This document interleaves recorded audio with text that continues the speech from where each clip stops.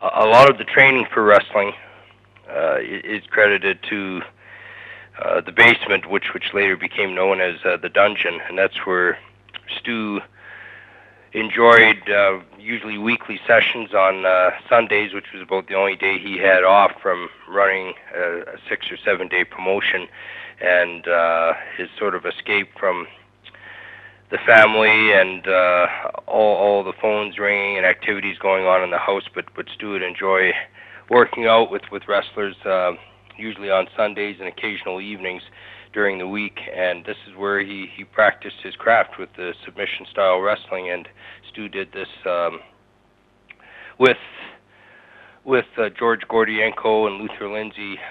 He helped teach them the real art of submission wrestling, and they became real powerhouses in wrestling themselves.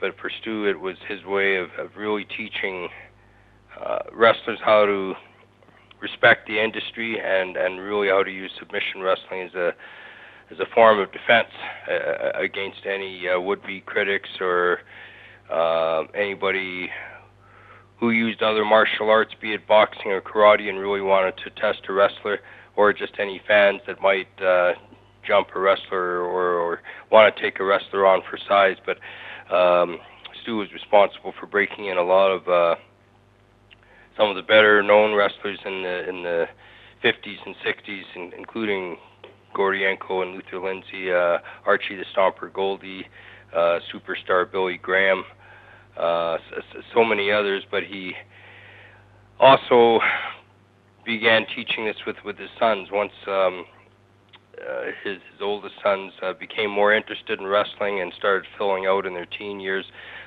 Stu would teach them submission holds and a lot of techniques, and really Stu had no interest in his sons breaking into professional wrestling, but he encouraged all of us to pursue amateur wrestling as well as other sports, and as it turned out, a lot of us ended up going into professional wrestling as well.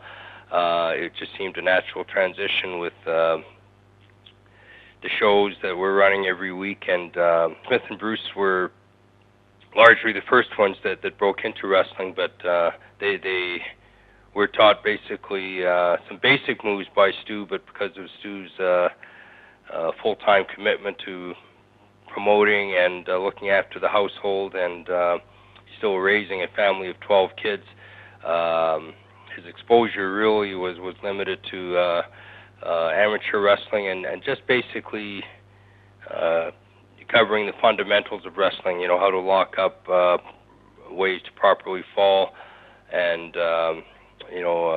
countering some moves, headlocks, arm locks. But his oldest sons, Smith, Bruce, and Keith, had a number of workouts, and then a lot of us, the younger brothers, would be fascinated and watch Stu working out, touring with guys, but he was always very instructional in what he was doing. There was always a real system in how to trap guys in these holds, and how to defend yourselves, how to escape or counter any moves. But it certainly was the foundation for a number of the stars who made it in Stampede Wrestling, and the training that went on for decades after. Bruce watched with interest a lot of my dad's teachings, and in the mid-'80s, when Stampede Wrestling was making quite a comeback, started his own training camp, called it the Hart Brothers Camp, and joined forces with my brother Keith, and had a real hands-on school. They hired Mr. Hito as an assistant instructor, and Hito had been a very respected